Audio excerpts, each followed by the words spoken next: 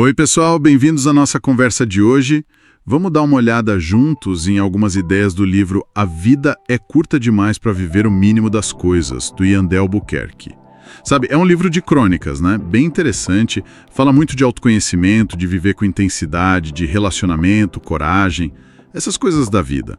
A nossa ideia aqui é explorar um pouco mais fundo o que o autor pensa sobre abraçar a vida de verdade, sabe? Mesmo com medo, com dor, decepção, e como o amor próprio, a resiliência, as nossas escolhas entram nisso.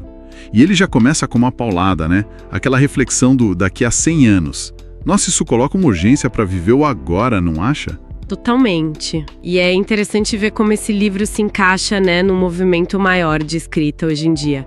Uma escrita mais voltada para dentro, para vulnerabilidade. O Ian toca em pontos que, nossa, todo mundo vive, eu acho. Buscar sentido, lidar com as emoções. Como é que a gente constrói relação boa num mundo tão, sei lá, superficial às vezes? Pois é. E o eixo central do livro parece ser essa briga, né? A vida pedindo intensidade. E o medo segurando a gente. Exato. Ele defende muito a coragem para viver. Tem uma frase logo no começo que me pegou. Pior do que morrer é não viver por medo de dar errado. Forte, né? Muito. E ele até cria uma imagem para essa coragem, um monstrinho interior. Tipo, essa força que a gente precisa para amar. Mas para saber a hora de sair também. Exato. Para enfrentar desafio, mudar o caminho, ter paciência, até para ficar sozinho e bem, né? Parece que esse monstrinho tem que estar sempre alerta. É uma metáfora boa porque reconhece essa força interna. Mas o que eu acho fascinante é como ele descreve a própria experiência, sabe? Como o medo pode virar quase um vício. Um vício? Como assim? Tipo, você começa a evitar tudo pra não sofrer, pra não se decepcionar. Parece seguro, né? Mas aí você acaba se afastando da vida, de sentir as coisas. E até de se curar, talvez. Exatamente. Ele mesmo admite que ficou um tempo assim com medo de viver intensamente. Isso mostra que ser vulnerável não é bem uma escolha, né? Faz parte de viver de verdade. Entendi. E essa coisa de se permitir viver, mesmo correndo risco, acho que conecta com outra ideia forte do livro, a de como a gente lida com a dor. Né? Ah, sim. Aquela frase... É essa. Não é sobre o que fizeram com você, é sobre o que você vai fazer com você depois do que fizeram com você. Isso devolve o poder pra gente, né? Totalmente. Muda o foco, sabe? Sai da culpa no outro, na situação. E traz pra nossa resposta. Isso. A responsabilidade do outro vai até onde ele agiu. A nossa começa em como a gente lida com o que recebeu. As marcas, né? Podem virar aprendizado ou uma ferida que a gente fica cutucando. Exato. Como ele diz, né? Não continue se machucando só porque alguém em quem você confiou te magoou. O desafio é pegar essa dor e transformar em, sei lá, autoconhecimento. Não deixá-la virar um ciclo vicioso. Mas transformar dor em autoconhecimento não deve ser fácil, né? Exige reconhecer um valor próprio que às vezes foi justamente o que a situação abalou. Sem dúvida. O livro insiste muito nisso de não ficar onde não te valorizam. Aquela parte, a gente não vai conseguir enxergar o nosso valor em lugares que não conseguem valorizar a nossa presença. Isso inclui se perdoar por ter ficado nesses lugares antes. Com certeza. Se perdoar por não ter visto antes, por ter permitido certas coisas, é parte fundamental de resgatar esse valor. E isso leva direto para a questão dos limites que você mencionou. Ah, os limites. O autor é bem direto nisso. A gente ensina como quer ser tratado pelo que a gente aceita repetidamente. Colocar limite não é ser chato, é autocuidado pulo, sabe? É dizer, opa, eu tenho valor. Aquela frase é ótima. Ao impor limites, você descobre se é amado ou apenas útil. Nossa! É um divisor de águas, né? Mostra se a relação é de respeito mesmo ou só conveniência. E falando em limites, valor próprio, isso tudo se amarra num tema que ele explora bem, que é a autossuficiência. Ah, sim, tema complexo. Por um lado é ótimo se sentir bem sozinho, né? Mas ele aponta ao lado foda, como ele diz. A parte foda de se descobrir autossuficiente é que a gente aprende a deixar ir e desaprende de tentar. Parece que ficar muito confortável consigo mesmo pode deixar a gente meio impaciente com os outros. mais exigente para deixar alguém entrar. É um paradoxo muito, muito real hoje em dia, né? Onde que tá a linha entre ser flexível, aberto e sentir que tá sendo meio trouxa? Exato. Essa é a palavra. O autor coloca essa dúvida: será que eu me tornei maduro o suficiente ou exigente demais? É difícil achar esse equilíbrio. A autossuficiência protege a gente, claro, mas pode acabar virando um muro, né? Impedindo novas conexões. Isso. O desafio é manter a porta meio aberta, talvez. Avaliar caso a caso, sem ser tão rígido sempre. Faz sentido. E já que a gente está falando de processo, equilíbrio, o livro também fala da cura de um jeito bem pé no chão, né? Sim, nada daquela linha reta pra cima. Ele diz: se curar não é linear. Vão existir dias difíceis depois de dias leves. Adorei a analogia da casca de banana. Ah, é ótima. Que a maturidade não impede o tombo, mas ensina a levantar mais rápido. É mais sobre resiliência do que ser invencível, né? Exatamente. E essa capacidade de levantar mais rápido tem tudo a ver com a autoanálise que ele sugere no fim de cada ciclo. Olhar pra trás, sabe? E ver qual foi a nossa parte na história. Mesmo nas dolorosas? Principalmente nelas. Ele conta que percebeu que a responsabilidade por manter uma relação tóxica na vida dele foi, no fim das contas, dele, apesar do que o outro fazia. Uau, isso exige coragem. Muita. Mas essa autocrítica honesta, sem se culpar demais, é o que quebra padrão, entende? Pra não repetir o mesmo erro com outra pessoa. E nesse processo todo, de olhar pra si, levantar, o livro também valoriza a paciência, né? Reconhecer os pequenos passos, né? Sim. Que a cabeça acelera, que é tudo pra ontem, mas a gente precisa respeitar o nosso tempo. Aquele puxão de orelha. Você pensa demais, descansa, caramba. É um chamado pra calma, né? Sim, total. É preciso ter compaixão com a gente mesmo nesse processo.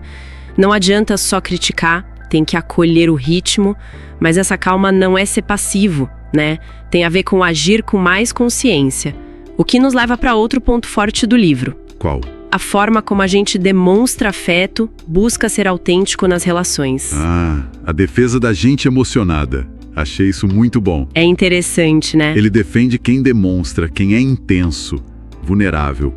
Numa época que parece que tá todo mundo meio frio, calculista, ele fala: eu prefiro gente emocionada. Gente que mesmo com medo se permite viver. Quase um manifesto. É um manifesto importante, sim, mas acho que a gente precisa entender direitinho o que ele quer dizer com isso. Antes de falar da gente emocionada, tem o conceito de ser afeto, que ele conecta com responsabilidade afetiva. Já ouviu falar? Sim, já li algo a respeito. É sobre ser honesto, né? Exato, é a ética do cuidado na relação. Ser sincero sobre o que você quer, o que você sente, comunicar com clareza, pensar no impacto que suas ações têm no outro, não é fazer o que o outro espera, entende? Mas agir com respeito, com verdade. Certo.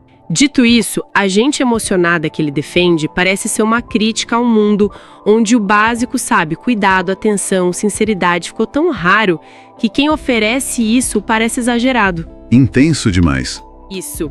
Ele argumenta que ser afeto não é ser emocionado, no sentido ruim de ser descontrolado. É ser humano. É oferecer um mínimo de verdade. A intensidade que ele valoriza é a da autenticidade, de não ter medo de sentir e mostrar, desde que seja com essa responsabilidade, claro.